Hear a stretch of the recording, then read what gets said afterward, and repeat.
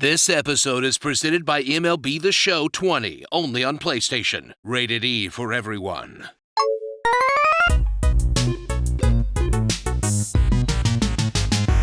From the developers of some of the most aggressive action games and even more aggressive booby physics, comes the sequel to the meanest Diablo you've ever played. And this time, it's somehow even more Japanese than before. Nioh 2. Enter the magical realm of feudal Japan once again in the latest installment of the DreamWorks version of Dark Souls that drops the last samurai weeaboo roleplay from the first game in favor of a full-service waifu maker.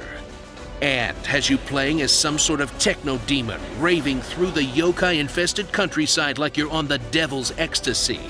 In a game that feels like it took a page straight out of Onimusha, except now you want to destroy your controller every time you die. But don't worry, there's always the easy way out.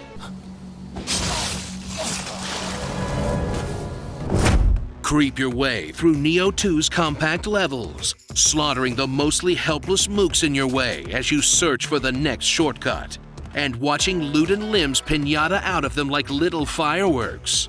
While the game tries to trip you up with status effects, snipers, and assholes waiting just around corners to jump on you, until you run into some real threats and you suddenly have to take the combat very seriously, as you're repeatedly handed your ass by goofy-looking Japanese monsters in less than 10 seconds.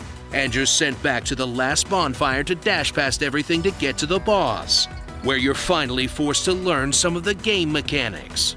Or just summon a guy and stand in the back tossing bombs like a true ninja, in a gameplay loop that really is just Dark Souls with feature creep.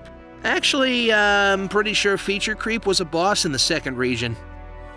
Experience the fanfiction storyline of Nioh 2 as they take you through the annals of Japanese history, taking their own very heavy liberties along the way, and play as the self-insert OC Hide, a half-demon with the power to see the numerous spirits and monsters that roam Japan, and banish their ass back to the underworld.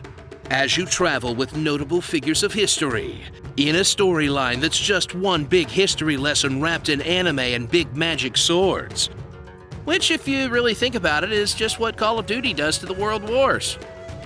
Discover the layer cake that is the combat design of Nioh 2, as it slathers a whole bunch of new mechanics on top of the old ones, with new weapons to learn all three stances on, absorbing enemy skills like your Mega Man, and 3 kinds of devil triggers with different parry systems that will give you a bevy of options to deal with any type of enemy, if you can devote the many hours of your life it'll take to keep all of it straight while you're getting two-shotted by a demon monkey. As the game balances all the new fun features by making everything hit harder than your parents' disappointment. And if you haven't played a metric fuck-ton of Nioh 1, you're gonna have to climb that learning curve that's about as steep as Mount Fuji. Look, I know I deserve it, but getting my ass kicked by what is essentially a snake with boobs wearing a wig is just sadistic.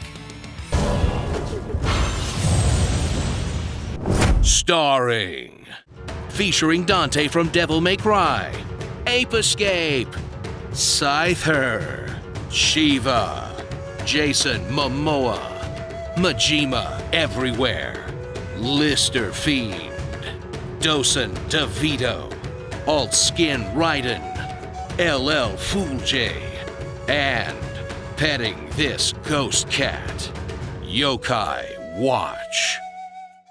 Did you know that if you do the same gesture as the Mujina, it'll give you all the stuff for free? Did you also know that he wears his testicles over his head like a hat? That's 2 useful facts. You're welcome. This episode was brought to you by MLB The Show 20, available March 17th, only on PlayStation. Rated E for everyone.